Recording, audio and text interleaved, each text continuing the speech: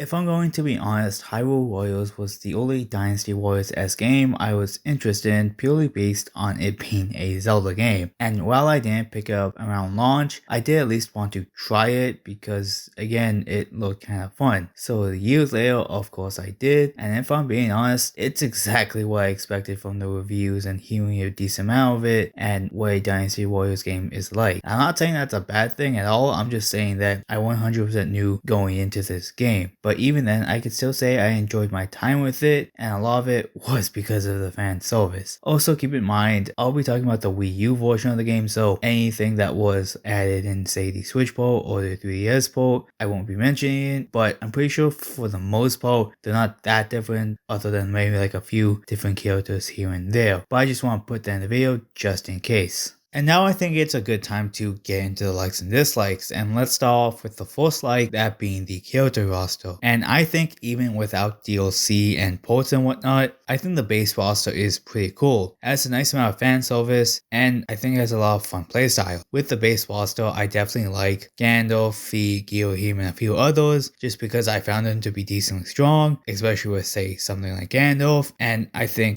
with what I just mentioned and Fi, I think they have some pretty good range to them. And even unlocking them, I think, is kind of cool, since you just don't have to play through the story. You actually have to go into adventure mode and then unlock them by doing certain challenges there on certain tiles. And with all the DLC added, I think they're just as fun. And while I haven't played all of them fully yet, again, I think they're nice additions to the main roster. And some, if not all, have their own unique gimmicks, like, for example, Young Link having a special Totem to Fierce Deity Link, and honestly, that's really fun to use to me, and it's pretty overpowered. And then we also have a nice amount of depth to the game, even though it's not the greatest, but I do like what's there. What I mean by this is that all characters have an element attached to their weapons, and depending on the stage, some characters might do better there. And with some characters, they actually have different weapons, like Link having his normal sword, the Ancient Spinner, the Fire Ward, and so on and so on. And while not every character is like that, I think it's a nice touch to a few to add some variety. And honestly, there is also a all-right amount of different moveset lists for each character, which I also like. The next point is one I mentioned at the start of the video, and that's the great amount of fan service the game has. And for me, I also kind of feels that's kind of expected for a game like this. But nonetheless, I really like visiting the areas from different Zelda games, along with using those exact characters from those games as well. There's also, the different enemies that's just used as normal fodder, and the bosses and mini bosses and the items, and all of that was just fantastic to see. I also really like the main objectives that each of the maps can have, because it adds some stuff other than just mowing down enemies. Most of it isn't the main story, but nonetheless, again, it's still fun, and what it is, or at least some of it, is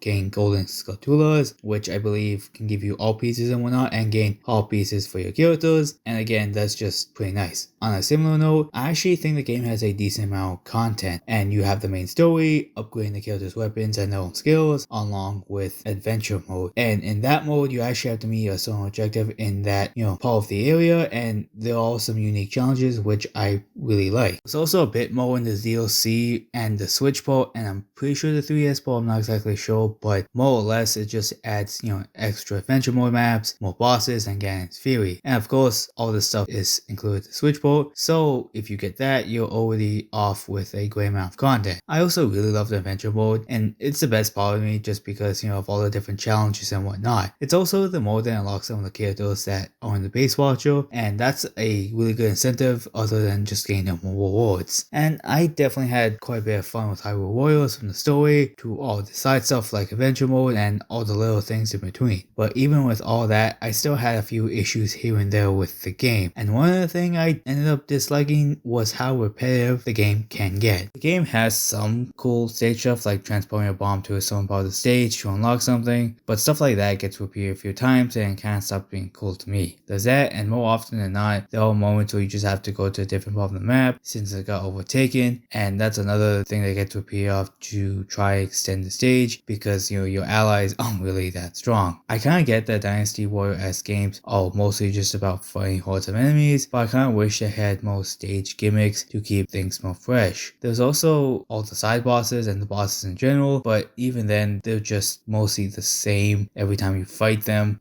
Just destroy their kind of like white ball thingy to do a massive attack and just repeat that until they reach 0. I also really didn't like how easy the game was, and I don't know if it's common in Dynasty Warriors games, but in Hyrule Warriors, the game's not that hard, and I think the only slightly challenging thing is adventure mode, but that's a side mode, and I'm mostly talking about the main story here. The main bosses and even the main bosses don't really have much interesting patterns, and the main bosses are kind of worse since you fight them far more than the main bosses, and even when the main bosses are repeated, they don't really change their pattern. The mobs are enemies you just mow through, and I think that's kind of standard for these games, but I kind of wish there were more standout enemies that gave you more trouble. I know the harder modes can make the game slightly more harder, but for the most part it's just the standard more damage and more health for the enemies. And yeah, I do agree that again the adventure mode can be hard, but I think that a side mode should maybe be a little bit harder than the main story. But even then, if you're looking for elsewhere for a challenge, just play the game on like hard if you really want it, but I wouldn't suggest it unless you just want to waste more time and grind more, since it doesn't really offer a natural challenge. And then we have the Commodes, which I think are kind of lacking. To me, it just doesn't feel like all the different weapons and all the different characters do much from the last, and it just seems like all of them are big and flashy, and that's not necessarily bad. I just kind of wish some attacks had some different properties, and at most some weapons might have bigger AoE potential, but that's not saying much since almost everything has bigger AoE potential. But overall, I still enjoyed my time with this game, and while most of my dislikes I think just come from the type of game it is, there was still some stuff I really liked and whatnot. And I still think it's a fine enough game, especially so if you're like me and a somewhat big Zelda fan. I think it's got enough charm for me to come back once in a while and just turn my brain off and just fight. But now I really want to hear what you guys ended up liking and disliking about this title. Let me know in the comments below. Also, I'm going to go over my likes and dislikes before the video ends. Likes, good roster, okay amount of depth, great amount of fan service, maps can have mini objective which can help spice things up, and a good amount of content. Dislikes, game is kind of repetitive,